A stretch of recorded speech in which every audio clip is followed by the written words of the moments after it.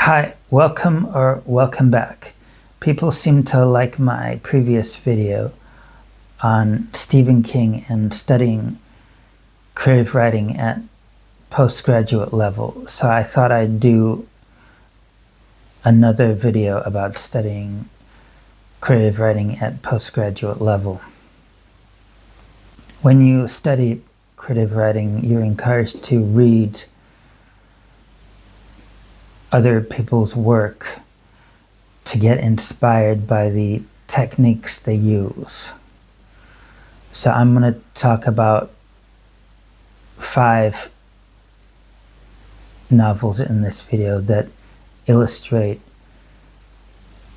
kind of creative writing theory factors. To begin with, I'm going to talk about this novel by Jeffrey Archer called First Among Equals. This is how to create a great novel in a way, because to make in-depth characters, you want to talk about characters that have ambitions. So each of the protagonists in this novel wants to be prime minister, so there's that ambition. And then you want factors to stand in the way of the ambitions they have, and you get that in this novel.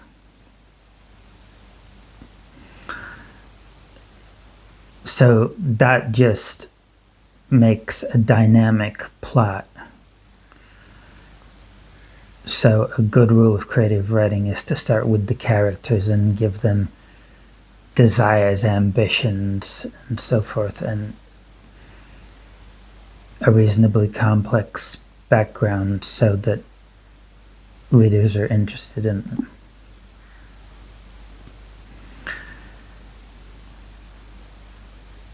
Another thing we can learn from a novel like this is you can bring your first-hand experience into writing, and that can make it have more of an authentic characteristic.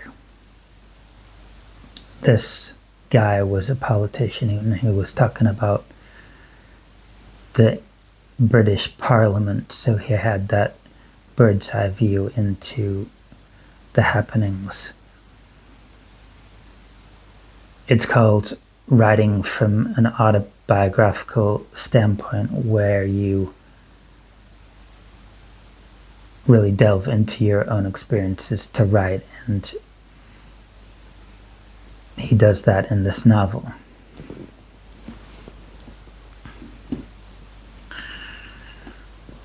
Another book we can learn from is called Station 11 by Emily St. John Mandel.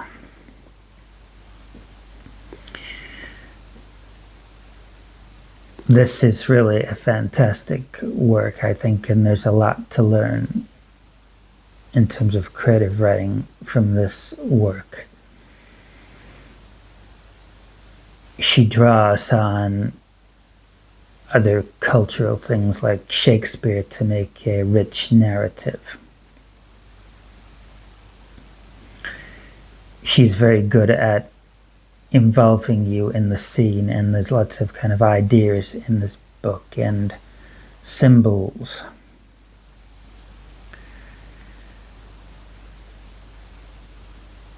Even though it's largely set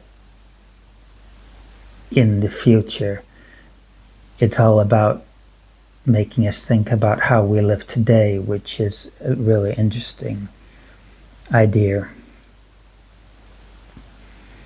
And coming up with those ideas and those contemplative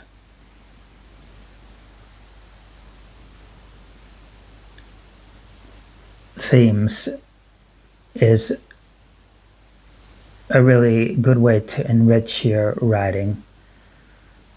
contemplative scenes can add a lot to books.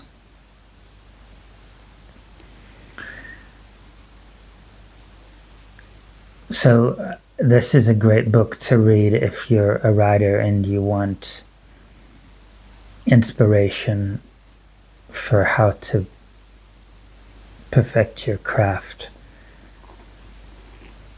It shows how you don't necessarily have to write from one point of view. You can take lots of points of view, and as long as there's a thread leading through your book, it's okay. The next novel that I'm going to talk about that I think can inspire authors a bit is called Saturday by Ian McEwan. To enrich your writing, you can build on what's come before. This is about a day spent in London, and McEwan was getting inspired to write a book like this from Virginia Woolf, who wrote Mrs. Dalloway. You can see literature as a conversation through time, and writers do get this inspiration on how to structure novels, and audiences get used to the different structures. So they sell and they get a market and so forth. So it's a good idea to keep your finger on the pulse of contemporary novels, and that will help you make your stories fit for publication. In my view, there's a bit too much on medicine in this novel, but the scenes are very well drawn out and the characters are fantastically deep. It's important to draw your reader into every scene. That's certainly what contemporary wisdom says anyway.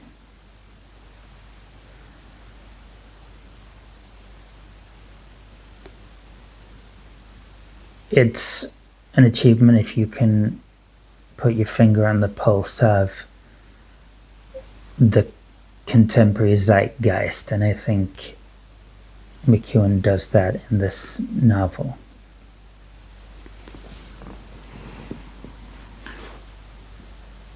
So another novel that I think that creative writers can learn from is this novel, which is called The Crystal World by J.G. Ballard.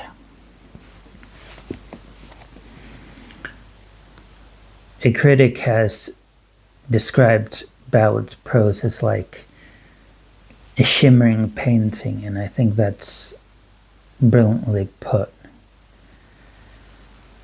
Ballard has managed in his works to develop a fantastic voice, so you can immediately tell that it's a Ballard work. That's what creative writers strive to attain, that voice that only they could have. I'll give some examples. He comes up with rich jungle imagery, and many of the characters are highly eccentric or somehow otherworldly. So another thing I think we can learn from Ballard is that he creates rich landscapes but he doesn't set the whole landscape out at the beginning. He gradually tells you what the landscape is like as he goes along. There's definitely a lot to learn from J.G. Ballard, sorry. I often get the initials in the wrong order. There's a lot to learn from this author, and I find it to be a real experience to read his work. So I highly recommend you give J.G. Ballard a try.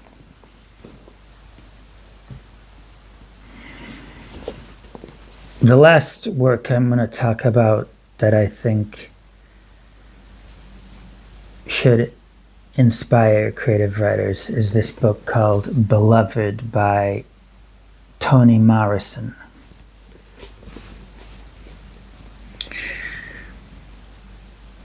The first page of this novel really invokes mystery, which is what creative writers should try and do on their first page if they can, to kind of drive the reader forward.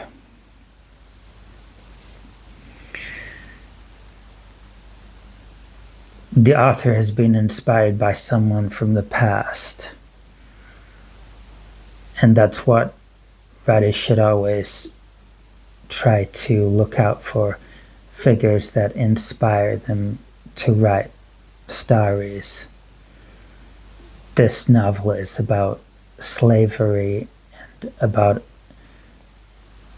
a family who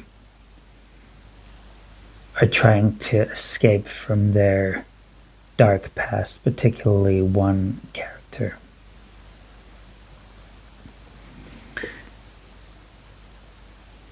It's gotten a real emotional heart to it, which is what writers should try to have if they can.